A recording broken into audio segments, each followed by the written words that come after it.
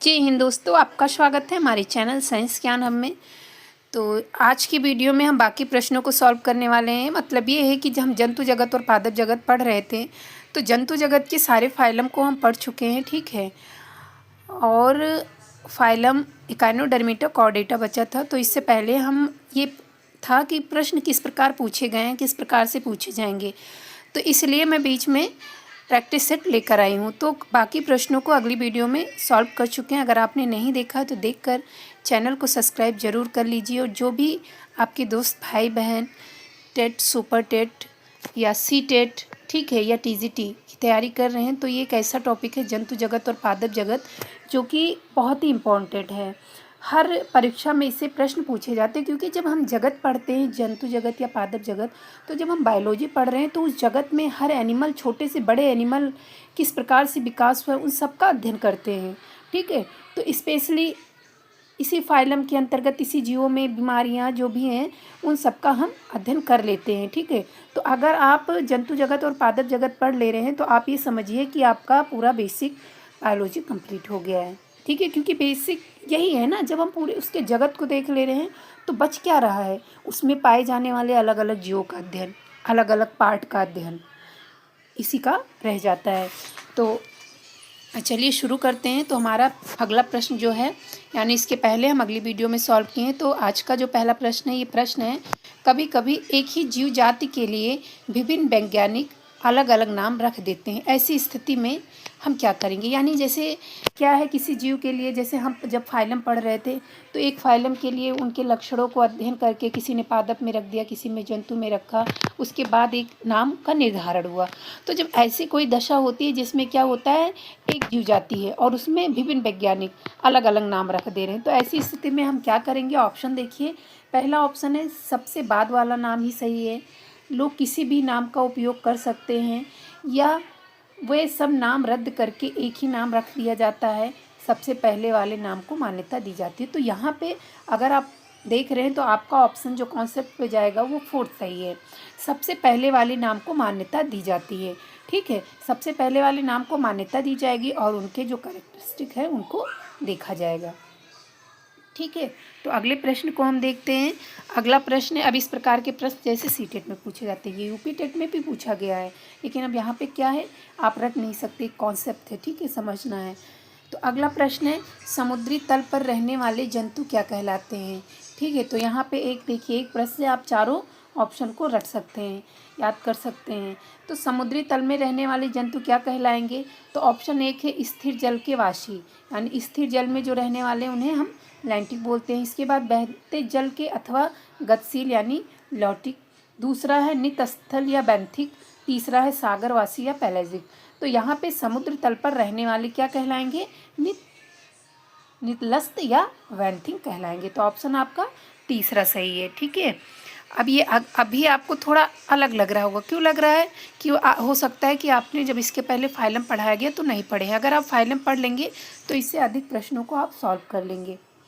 अगला प्रश्न है, एक नई जीव जाति बन जाती है जब, यानी जैसे कोई नई जीव जाति उत्पत्ति होती है, जैसे जब आप पढ़े हैं तो एक छोटे से बताया जाता है, कई सारी थ्योरियाँ उपलब्ध हुई जिसमें बताया गया कि क्या था, पहले जो वायुमंडल था इसका तापमान बहुत अधिक था, फिर एक छोटे से पार्टिकल से, ठीक है, एक छोटे से जीव का निर्माण हुआ, फिर विकास होते होते इतने बड़े जीव का निर्माण हुआ। तो इसी प्रकार इसमें क्या हो रहा है कि जब बहुत सारी विभिन्नताएं आ रही हैं, इन्वायरमेंट विभिन्नताएं, या आजकल आप देख रहे हैं अगर पहले की तुलना और अब से कर रहे हैं तो कितनी विभिन्नताएं आ रही हैं।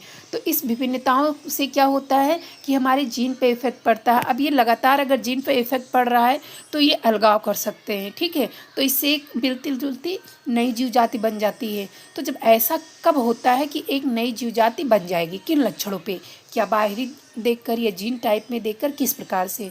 तो यहाँ पे आप ऑप्शन को देखिए, ऑप्शन है, पहला ऑप्शन है युग्मज में गुणसूत्र खंडों के पारगमन से एक नए जीव प्रकार या जीनोटाइप का सदस्य बन जाना, क्या ये एक नई जीव जाति है।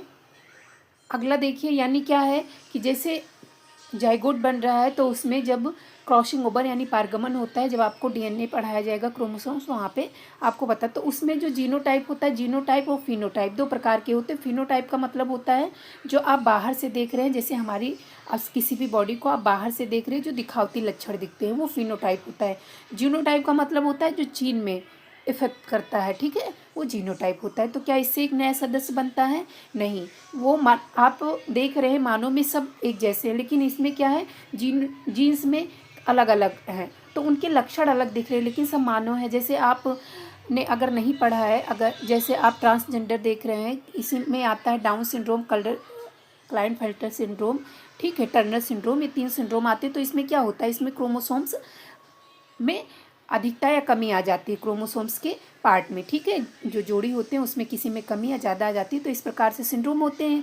तो उसमें क्या होता है, उसमें लक्षण दिखते हैं, जैसे एक फीमेल है तो उसमें थोड़े से मेल्स के लक्षण आ गए, या मेल से फीमेल्स के, लेकिन उनकी नई जीव जाति नहीं बन जाती है ना, तो ये आपका ऑप्शन गलत जाएगा। अगला है, किसी आबादी में जीन प्रारूप या जीनोटाइप में परिवर्तन होते हैं, इसके सदस्यों का अन्य आबादियों के सदस्यों से लैंगिक अलगाव हो जाता है, ठीक है, तो ऑप्शन आपका दूसरा सही जाएगा। कोई भी नई जीव जाति एक कब बन जाती है, जब उसमें लैंगिक अलगाव अलग हो जाए। क्या हो जाए, लैंगिक अलगाव अलग होता है, तब एक नई जीव जाति बनती है। इसके बाद तीसरा आता है, जीन के नए समूह बन जाने के कारण नए लक्षणों वाले सदस्य बन जाना, गलत है। समजात गुणसूत्रों के बीच खंडों का पारगमन होना, गलत है। तो ऑप्शन आप चारों पढ़ा करिए, ठीक है। अगले प्रश्न को देखिए। अगला प्रश्न है, एक नई जीव जाति बन जाती है। यहाँ पे वही प्रश्न पूछा गया है, थोड़ा अलग जिस प्रकार से प्रश्न पूछे गए हैं, तो पीवाईक्यू है ना, तो ये पीवाईक्यू केवल यूपी टेट का नहीं है। आप यूपी टेट उठाएंगे तो कुछ प्रश्न उसके हैं, कुछ जैसे झारखंड का टेट है, यानी जो भी स्टेट के टेट करवाए गए हैं उन सबसे लिया गया है, और एक आधे प्रश्न जो बेसिक सुपर टेट के थे उसको भी ली हूँ। तो अगला प्रश्न है, क्या है, इसमें भी वही नई जीव जाति पूछी गई है। तो कोई सदस्य दृश्य रूप क्या, अभी मैंने आपसे बताया ना कि फिनोटाइप का मतलब क्या होता है, जो बाहर से देख रहे हैं, दृश्य रूप, या वातावरणीय दशाओं के पारस्परिक प्रभाव से बनता है, ये भी गलत है। क्योंकि क्या आप परस्पर वातावरण है, वातावरण की जो दशाएं हैं उनसे क्या फेल बदल होकर के, या कोई गांव में है फिर अलग जा रहा है, उस इन्वायरमेंट से कोई नई जीव जाति नहीं बन जाती है, ठीक है। अगला है, जीन रूप या जीनोटाइप के दृश्य रूप और फिनोटाइप में कोई संबंध नहीं रह जाता, ये भी गलत है। अगला है, विभिन्न जातियों का समागम जीन प्रारूप और जीनोटाइप से हो जाता है, ये भी गलत है। वातावरण भिन्नता से लैंगिक अलगाव कर देती है, जो वातावरण कोई भी भिन्नता आती है, वातावरण जीनोटाइप या फिनोटाइप आता है, ठीक है, ये होते होते क्या होता है, एक ऐसी दशा आ जाती है कि इतना अंतर हो जाता है कि उनके लैंगिक अलगाव ही अलग हो जाते हैं, तो फिर एक नई जीव जाति बन जाती है। तो ऑप्शन आपका कौन सा सही है, चौथा सही है। अगले प्रश्न को देखिए। अगला प्रश्न है, पर्ल ऑयस्टर में मोती कहाँ से और किससे बनता है। तो पर्ल ऑयस्टर या मोती कहाँ से बनता है, इसके लिए शॉर्ट वीडियो आपने नहीं देखा तो देख लीजिएगा, मोती किस प्रकार से बनता है।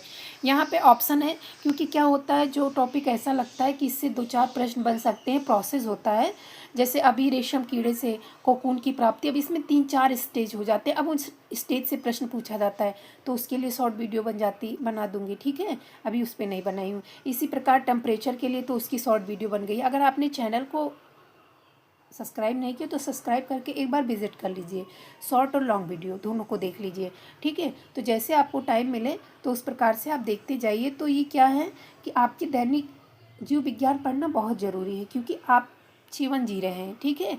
अगर आप कोई परीक्षा नहीं दे रहे फिर भी आपको अपने बारे में जानकारी होना अति आवश्यक है, आसपास के जीवों के, वातावरण के, क्योंकि हर प्लांट्स के, हर जीव की, तो इसलिए भी ये ज़रूरी है।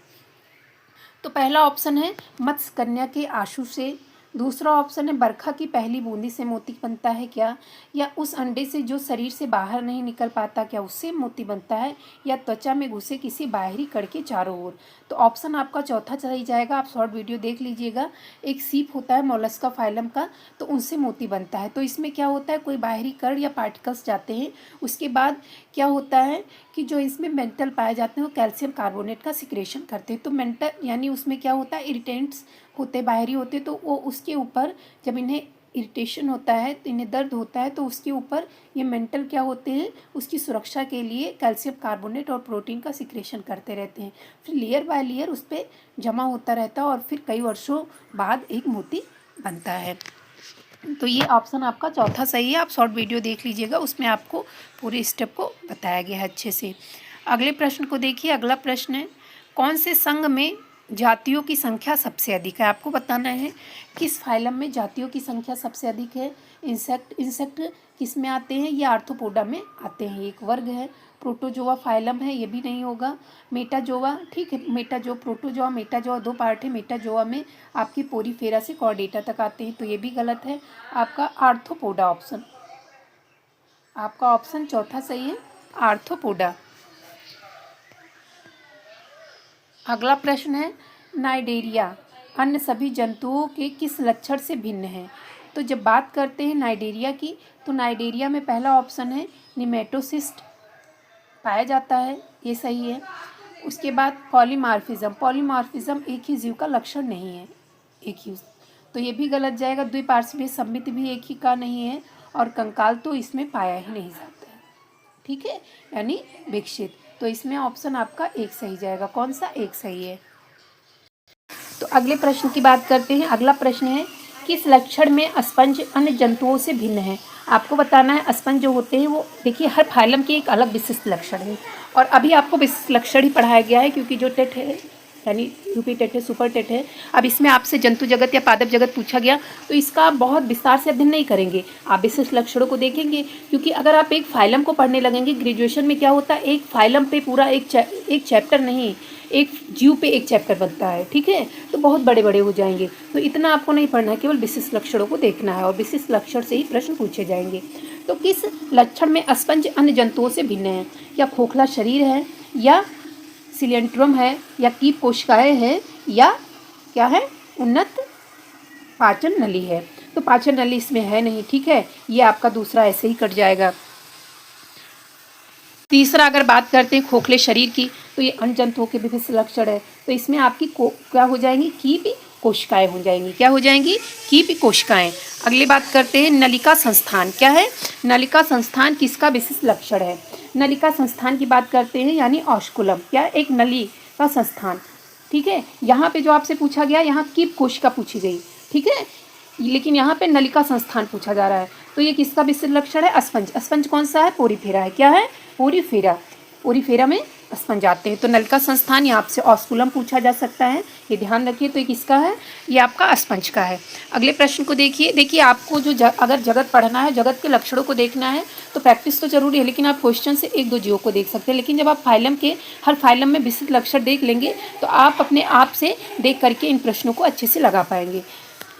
क्योंकि जब हम जैसे आप जब पढ़ रहे हैं, पाचन तंत्र पढ़ेंगे, ठीक है, तो उसमें आप प्रैक्टिस से रख सकते हैं, क्योंकि एक लक्षण जो एक विशिष्ट का ही है। लेकिन जब आप फाइलम पढ़ रहे हैं, तो उसमें क्या है कि आपको थ्योरी पढ़ना बहुत ही ज़रूरी है।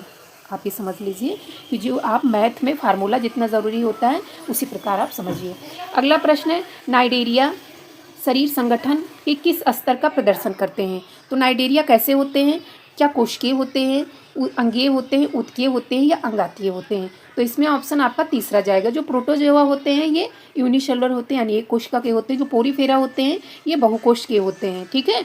इसके बाद बात आती है नाइडेरिया यानी सिलेंट्रेटा, तो यहाँ पे ऊतक का निर्माण होता है। किसका निर्माण होता है? ऊतक का। अगले प्रश्न को देखिए। अगला प्रश्न है, किस समूह में सब द्विलिंगी जंतु है? क्या पूछा गया है? सब द्विलिंगी जंतु, यानी इसमें तो स्कैरिस की बात करते हैं, तो स्कैरिस कैसा? एक लिंगी है। हाइड्रा द्विलिंगी है। फीताकृमि द्वि, तो ये नहीं सही होगा। हाइड्रा आपका द्विलिंगी है, लेकिन यहाँ पे मानो आप समझ रहे हैं एक लिंगी है, सबको पता है। इसी प्रकार आप बात करते हैं इसमें, ठीक है, तो इसमें भी फीताकृमि जो है ये द्विलिंगी है, लेकिन ये आपके क्या है? एक लिंगी। ये भी गलत जाएगा। ऑप्शन आपका चौथा सही है। कौन सा? चौथा, यानी जोक है, ठीक है। इसी प्रकार हम बात करते हैं जोक, जो किस संघ का है? जोक आपका एनलीडा का है। केंचुआ है, ये द्विलिंगी है। हाइड्रा आपका क्या है? द्विलिंगी, और फीताकृमि ये आपका द्विलिंगी है। तो ऑप्शन आपका चौथा सही है। अगले प्रश्न को देखिए। अगला प्रश्न है, मलेरिया परजीवी, यानी जो मलेरिया के परजीवी होते हैं या अमीबा हैं आदि सूक्ष्म जीवों के अध्ययन क्या कहते हैं? आपसे ये पूछा गया है कि मलेरिया के जो परजीवी हैं, ठीक है, तो उनके अध्ययन को हम क्या बोलते हैं, ठीक है। या आप मानिए प्रोटोजोआ के अध्ययन को क्या बोलते हैं, तो क्या रोग विज्ञान या पैथोलॉजी बोलते हैं, गलत जाएगा क्योंकि केवल स्पेशली इसी के लिए पैथोलॉजी नहीं है। अगला है विषाणु विज्ञान या वायरोलॉजी, तो ये भी गलत है क्योंकि वायरस के में जाएगा, तो यही नहीं है। ये आपका क्या है, प्रोटोजोआ है। प्रोटोजोआ विज्ञान या प्रोटोजोलॉजी बोलते हैं। ऑप्शन आपका तीसरा सही है। कौन सा ऑप्शन सही है, तीसरा, ठीक है। यानी जो प्रोटोजोआ के परजीवी होते हैं, चाहे मलेरिया परजीवी हो या एंटमीबा, ठीक है, परजीवी हो, एंटमीबा हिस्टोलिटिका से क्या होता है, पेचिश होती है, तो चाहे वो परजीवी हो, चाहे आपका एंटमीबा जिंजिबैलिस पायरिया का परजीवी हो, ये जो परजीवी होते हैं इन सूक्ष्म जीवों के अध्ययन को प्रोटोजोलॉजी या प्रोटोजोआ विज्ञान बोलते हैं। अगले प्रश्न को देखिए।